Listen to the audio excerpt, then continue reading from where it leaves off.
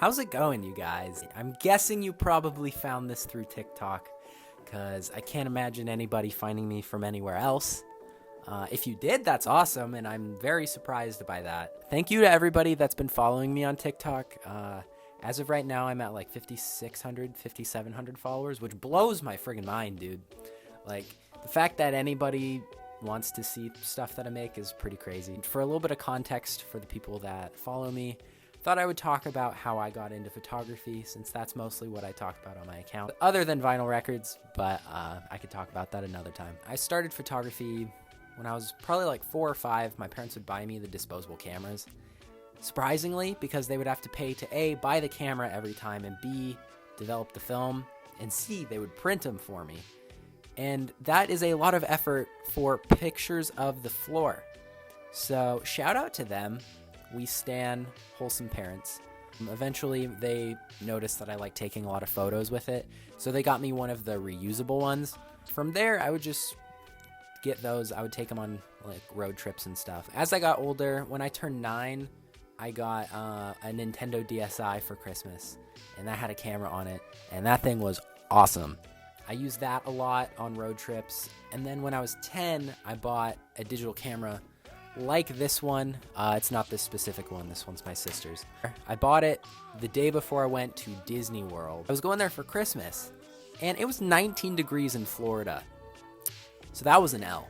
I started taking photos on that a lot. If you follow me on TikTok, then you might have seen it, because I did make a video about it. But I submitted a photo into a competition, Sad Boy Hours. I didn't win, and that was a bummer. Being just the great competitor that I was, I quit for a very long time. After quitting, I ended up coming back around to it when I was probably like 17. In high school, I really wanted to go to film school, and so I bought the camera that I'm recording this on right now. I bought it along with a microphone, an SD card, and all that sort of stuff. It was in like a video creator kit, and so I used it for that. I recorded my first short film, and I hated it. It was not for me. It wasn't like I anticipated it to be. That being said, I spent all of my money on it, so once again, took another L. And I was like, whoa, I just blew every single dollar that I have on this. I should probably try and make use of it. I was like, well, I like photos, so, I'll try it out. And it ended up being a lot more fun than I expected it to be. And then, since then, I'm here now. I'm doing this, and you're probably following me for photography, so bada bing, bada boom. I did that for a long time. I brought this camera with me that summer to Hawaii with my parents, or my family, not just my parents. And I took like 1,500 photos in a day. And as it typically goes, like 98% of those photos were garbage, but that's fine. I just love taking photos. Anything that I could, take a photo of, I would. Here are some of them if I haven't been showing them already. I was big depresso mode for like a solid year or two. It was my junior and senior year of high school. I didn't really have any friends, so it was just kind of me and my camera chilling. And I wasn't technically in high school. I was doing community college. There was a dual enrollment program, and so I had 2 online classes, 1 in-person class. I would get home at like 11 every day, and I would have the rest of the day to do nothing.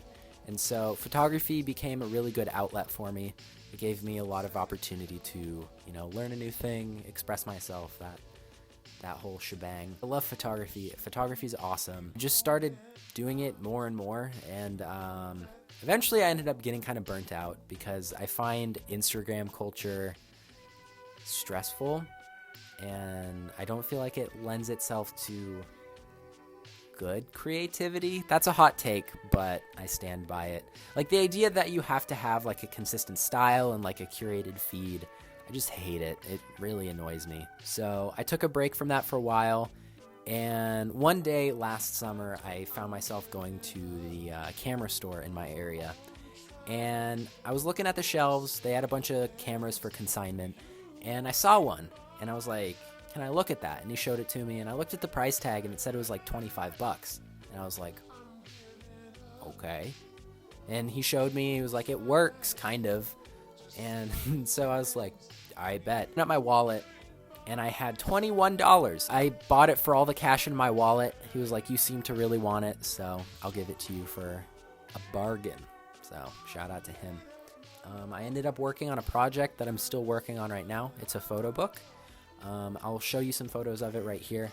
Not the book since it's not ready, but some of the photos that I've been taking. It's been great. This is the camera. It's a Syraflex. I like to ramble about it on TikTok. If you're looking to get into it, please do. Doesn't matter what camera you have, whatever camera you do have is enough to start. And, you know, just be creative. It's a great time. Photography's really helped me to just like express myself and, you know, push myself creatively. And I find, especially with film, it just helps me clear my mind. It helps me appreciate all the little things. And it changes the way that you just look at the world. So that's my spiel about photography. I love it. I hope you do too if you decide to try it out. If you've been doing it for a while, I'd love to talk to you. I've met a lot of really great people through TikTok, so, you know, I do my best to reply to all of my comments. So if you are on TikTok, feel free to leave a comment, or like reach out to me on Instagram.